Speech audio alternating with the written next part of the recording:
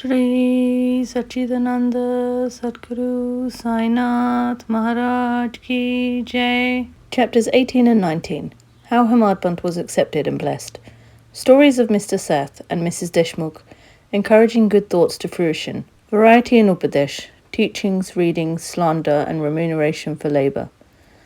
In the last two chapters, Hermadbant described how a rich gentleman aspiring for quick Brahmajnana was treated by Baba, and now in these two chapters he describes how Hermadbant himself was accepted and blessed by Baba, how Baba encouraged good thoughts and fructified them, and gives his teaching regarding self-improvement, slander, and remuneration for labour. Preliminary. It is a well-known fact that the Sadguru looks first to the qualification of his disciples and then gives them suitable instructions without unsettling their minds in the least, and leads them on towards the goal of self-realization. In this respect, some say that what the Sadguru teaches or instructs should not be divulged to others. They think that their instructions become useless if they are published. This view is not correct. The Sadguru is like a monsoon cloud. He pours down profusely, i.e. scatters widely his nectar-like teachings. These we should enjoy and assimilate to our heart's content, and then serve others with them, without any reserve. This rule should apply not only to what he teaches in our waking state, but to the visions he gives us in our dreams. To quote an instance, Bhutakal Shik Rishi, a sage, composed his celebrated Ram Raksha Stotra, a collection of couplets to invoke protection from Lord Rama, which he had seen in his dream. Like a loving mother forcing bitter but wholesome medicines down the throats of her children for the sake of their health, Sai Baba imparted spiritual instructions to his devotees. His method was not veiled or secret, but quite open. The devotees who followed his instructions got their object. Sadgurus like Sai Baba open our eyes of the intellect and show us the divine beauties of the self, and fulfill our tender longings of devotion. When this is done, our desire for sense objects vanishes. Twin fruits of viveka, discrimination, and vairagya, dispassion or non-attachment, come to our hands, and knowledge sprouts up even in the sleep. All this we get when we come in contact with saints, Sadguru, serve them and secure their love. The Lord, who fulfills the desires of his devotees, comes to our aid, removes our troubles and sufferings, and makes us happy. This progress or development is entirely due to the help of the Sadguru, who is regarded as the Lord himself. Therefore, we should always be after the Sadguru, hear his stories, fall at his feet, and serve him. Now we come to our main story, Mr. Seth. There was a gentleman named Mr. Seth who had attained some publicity many years ago during Crowford regime, which was put down by Lord Rio, the then governor of Bombay. He suffered severe losses in trade. Other adverse circumstances gave him much trouble, and made him sad and dejected. Being restless, he thought of leaving home and going out to a distant place. Man does not generally think of God, but when difficulties and calamities overtake him, he turns to God and prays for relief. If his evil actions have come to an end, God arranges his meeting with a saint, who gives him proper directions regarding his welfare. Mr. Seth had similar experience. His friends advised him to go to Shirdi, where so many people were flocking to get Sai Baba's darshan, for getting peace of mind and the satisfaction of their wants. He liked the idea and at once came to Shirdi in 1917. Seeing Baba's form, which was like eternal Brahma, self-luminous, spotless and pure, his mind lost its restlessness and became calm and composed. He thought that it was the accumulation of merits in his former births that brought him to the holy feet of Baba. He was a man of strong will. He at once started to make a parayana, study of Guru Charitra. When the reading was finished in the Sapta, 7 days, Baba gave him a vision that night. It was to this effect. Baba, with Guru Charitra in his hand, was explaining its contents to Mr. Seth, who was sitting in front and listening carefully. When he woke up, he remembered the dream and felt very happy. He thought that it was extremely kind of Baba, who awakens souls like this, that are snoring in ignorance, and makes them taste the nectar of Guru Charitra.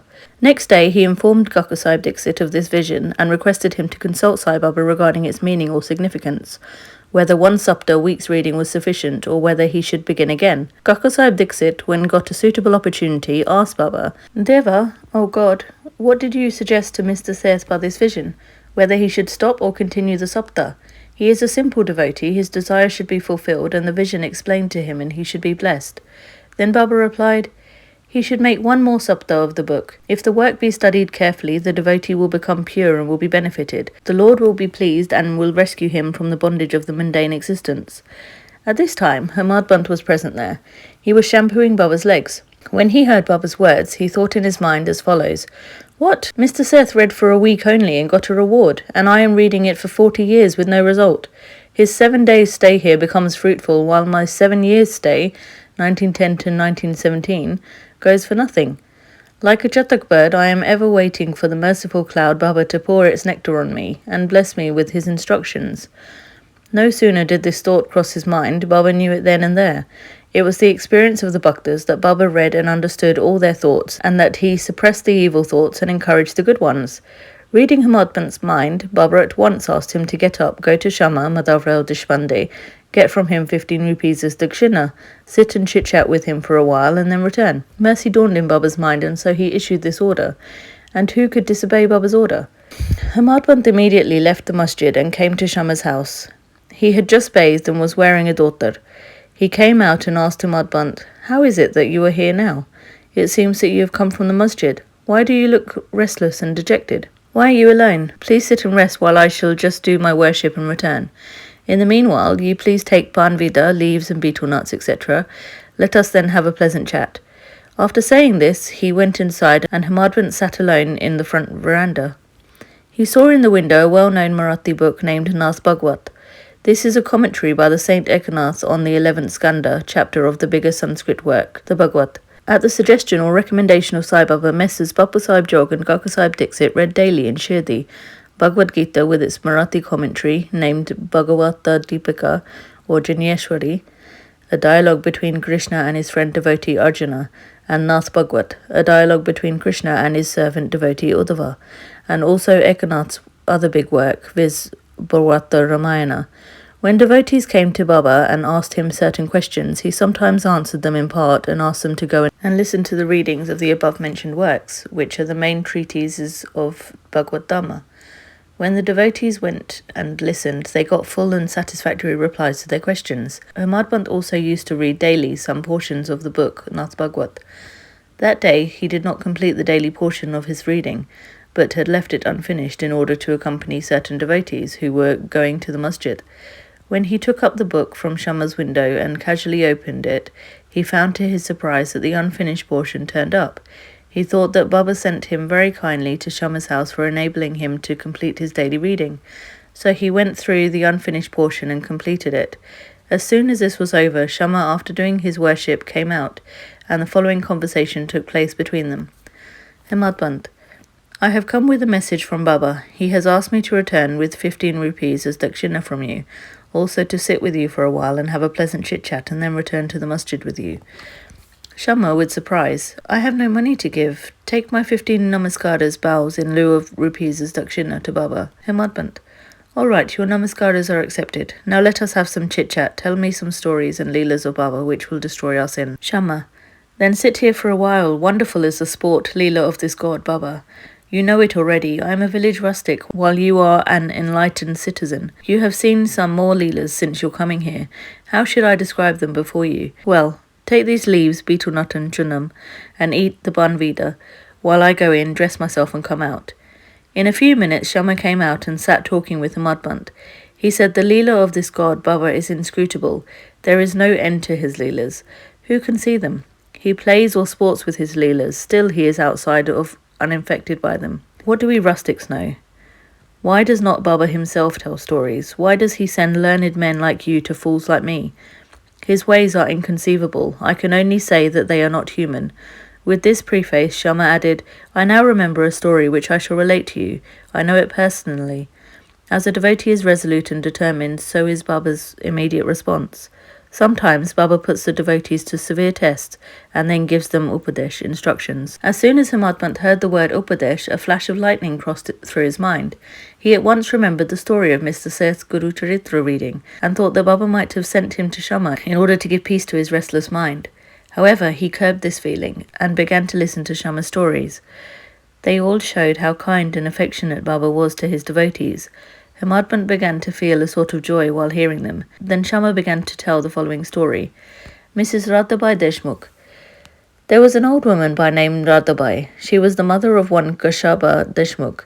Hearing Baba's fame, she came to Shirdi with the people of Sangamna. She took Baba's darshan and was much satisfied. She loved Baba intimately and resolved in her mind that she should accept Baba as her guru and take some upadesh from him.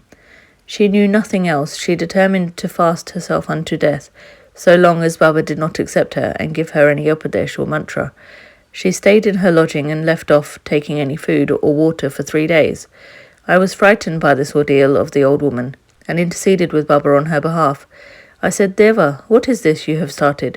You drag so many persons here. You know that old lady. She is very obstinate and depends on you entirely.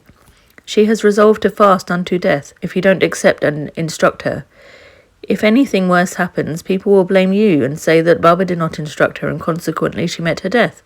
So take some mercy on her, bless her and instruct her. On seeing her determination, Baba sent for her, changed the turn of her mind by addressing her as follows. Oh, mother, why are you subjecting yourself to unnecessary tortures and hastening your death? You are really my mother and I am your child. Take pity on me and hear me through. I tell you my own story, which if you listen carefully will do you good. I had a guru. He was a great saint and most merciful. I served him long, very long. Still he would not blow any mantra into my ears.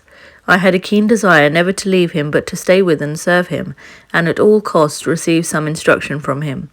But he had his own way. He first got my head shaved and asked me for 2 paisas dakshina.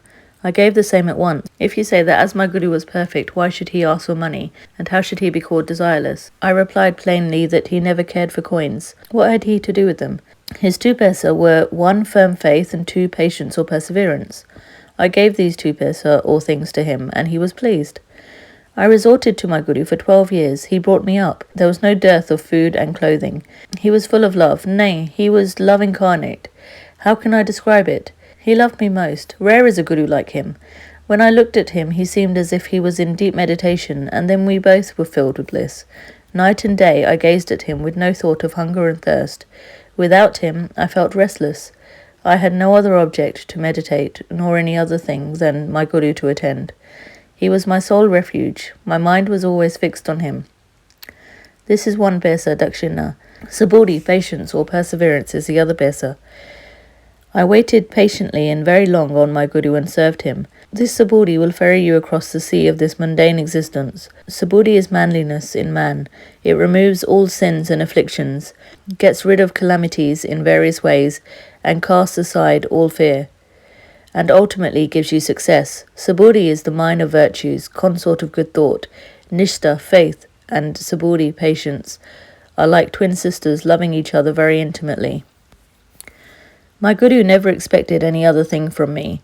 He never neglected me, but protected me at all times. I lived with him and was sometimes away from him. Still, I never felt the want or absence of his love. He always protected me by his glance, just as the tortoise feeds her young ones, whether they are near her or away from her on the other side of the river bank, by her loving looks. Oh, mother, my guru never taught me any mantra, then how shall I blow any mantra in your ears? Just remember that guru's tortoise-like loving glance gives us happiness. Do not try to get mantra or upadesh from anybody. Make me the sole object of your thoughts and actions, and you will no doubt attain Paramattha, the spiritual goal of life. Look at me wholeheartedly, and I in turn look at you similarly. Sitting in this masjid, I speak the truth, nothing but the truth. No sadhanas nor proficiency in the 6 shastras are necessary. Have faith and patience in your guru. Believe fully that guru is the sole actor or doer. Blessed is he who knows the greatness of his guru and thinks him to be Hari, Lord Vishnu, Hara, Lord Shiva, and Brahma, Lord Brahma, Trimurti incarnate. Instructed in this way, the old lady was convinced. She bowed to Baba and gave up her fast.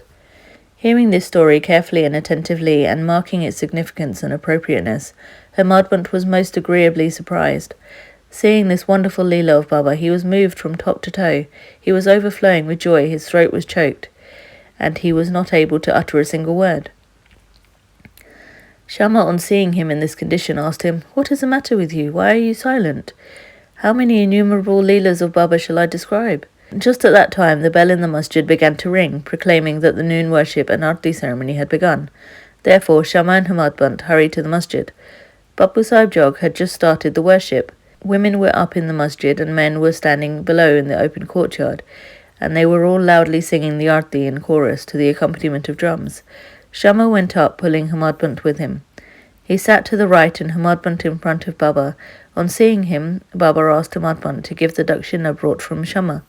He replied that Shama gave namaskaras in lieu of rupees, and that he was there in person.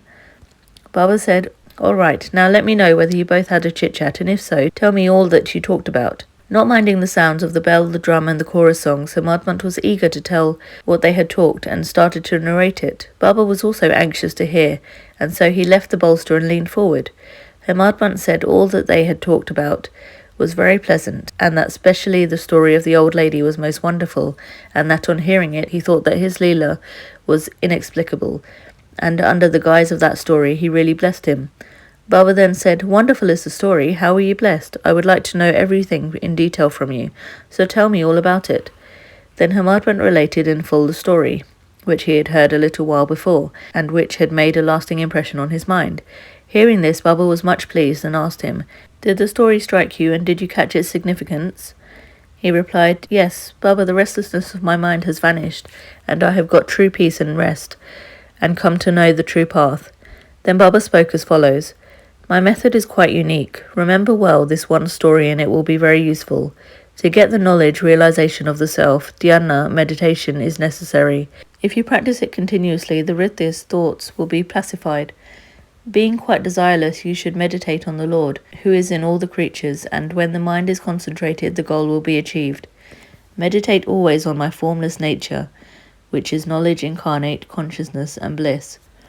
If you cannot do this, meditate on my form from top to toe as you see here night and day. As you go on doing this, your vriddhis will concentrate on one point, and the distinction between the dhyata, meditator, dhyana, active meditation, dhyeya, thing meditated upon, will be lost, and the meditator will be one with the consciousness and be merged in the Brahman. The mother tortoise is on one bank of the river, and her young ones are on the other side.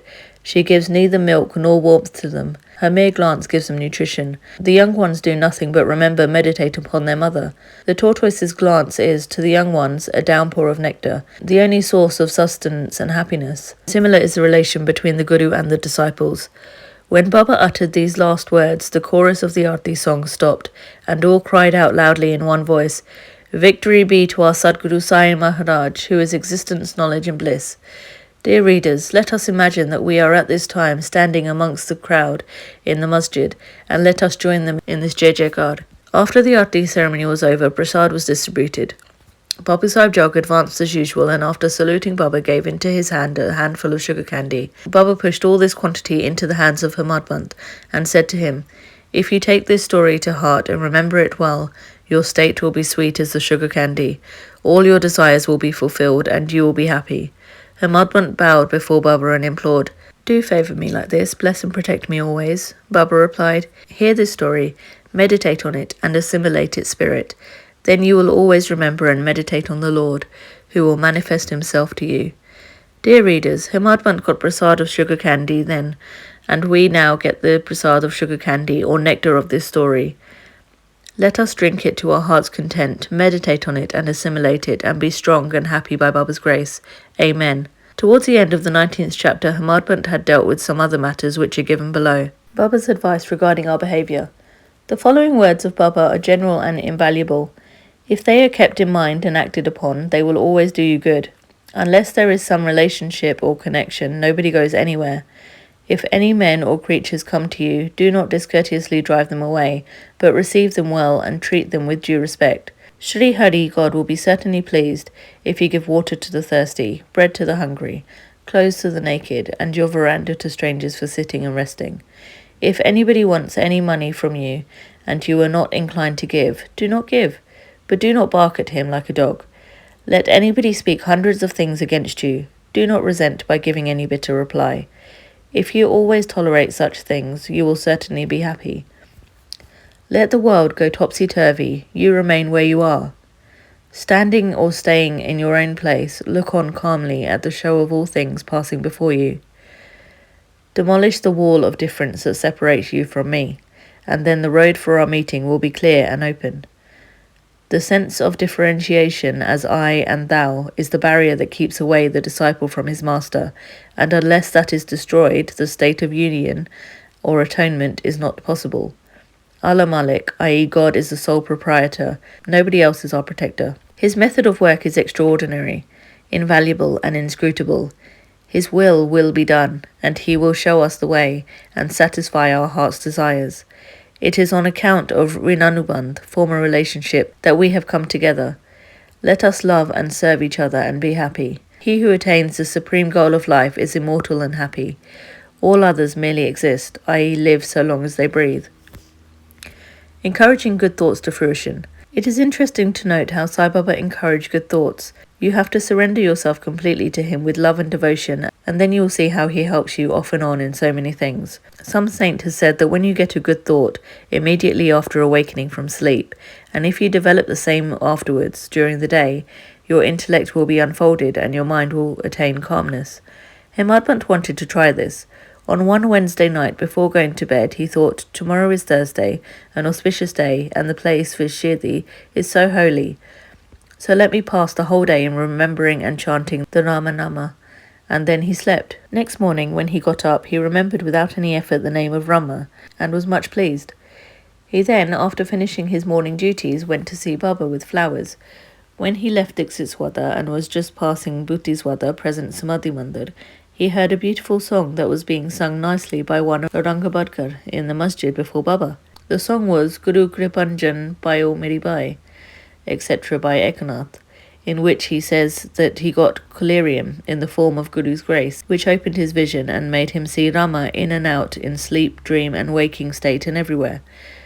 There were so many songs, and why was this song particularly chosen by Aurangabadkar, a devotee of Baba? Is this not a curious coincidence arranged by Baba to feed the determination of Hemadpant to sing unceasingly Ramanama during the day? All saints agree on and lay stress upon the efficacy of uttering Rama's, God's name, in fulfilling the ambitions of the Bhaktas and in protecting and saving them from all calamities. Variety in Upadesh, slander are condemned. Sai Baba required no special place nor any special time for giving instructions. Whenever any occasion demanded, he gave them freely. Once it so happened that a Bhakta or Baba reviled another behind his back before other people. On leaving aside merits, he dwelt on the faults of his brother and spoke so sarcastically that the hearers were disgusted. Generally, we see that people have a tendency to scandalize others unnecessarily, and this brings on hatred and ill will. Saints see scandal in another light. They say that there are various ways of cleansing or removing dirt, viz. By means of earth, water and soap, etc. But a scandalmonger has got a way of his own. He removes the dirt, faults of others by his tongue. So in a way he obliges a person whom he reviles, and for this he is to be thanked. Sai Baba had his own method of correcting the scandalmonger.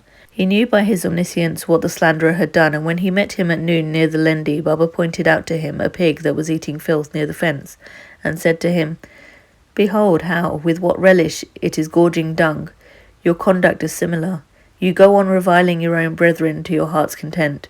After performing many deeds of merit, you are born a man, and if you act like this, will Shirdi help you in any way?" Needless to say that the Bhakta took the lesson to his heart and went away. In this way, Baba went on giving instructions whenever necessary. If these are born in our minds and acted upon, the spiritual goal realization is not far off. There is a proverb which says, "If there be my Hari Lord, he will feed me on my cot." This proverb is only true in respect of food and clothing, but if anyone trusting in this sits quiet and does nothing in spiritual matters, he will be ruined. One has to exert himself to his utmost for attaining self-realization. The more he endeavours, the better for him. Baba said that he was omnipresent, occupying land, air, country, world, light and heaven, and that he was not limited. To remove the misunderstanding of those who thought that Baba was only his body, 3 cubits and a half in length, he incarnated himself in this form, and if any devotee meditated on him day and night with complete self-surrender, he experienced complete union without any difference with him, like sweetness and sugar, waves and sea, eye and its lustre. He who wants to get rid of the cycle of births and deaths should lead a righteous life with his mind calm and composed. He should always engage himself in good actions, should do his duties and surrender himself heart and soul to him. He need not then be afraid of anything. He who trusts him entirely, hears and expounds his leelas, and does not think of anything else, is sure to attain self-realization. Baba asked many to remember his name and to surrender to him, but to those who wanted to know who they were, "Who am I?" inquiry, he advised Shravanam, study, and Manamam, meditation.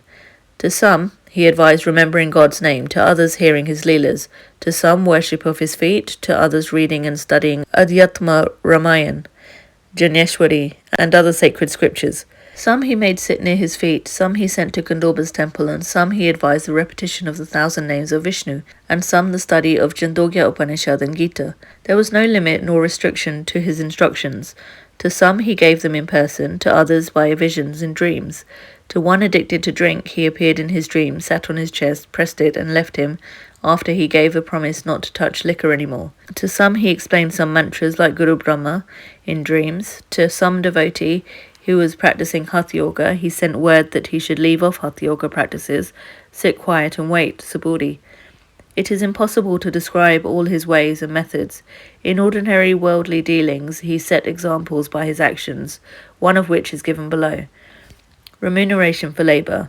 One day at noon, Baba came near Radhakrishna Mai's house and said, "Bring me a ladder." Some men brought it and set it against a house, as directed by Baba. He climbed up on the roof of Vaman Gondka's house, passed the roof of Radhakrishna Mai's house, and then got down from the other corner. What object Baba had, none could know. Radhakrishna Mai was at that time shivering with malaria. It may be to drive off that fever that he may have gone there. Immediately after getting down, Baba paid rupees 2 to the persons who brought the ladder. Somebody asked Baba why he paid so much for this. He replied that nobody should take the labour of others in vain. The worker should be paid his dues promptly and liberally. Bow to Shri Sai, peace be to all. Shri Satcharita Sadguru Sai Maharaj Ki Jai.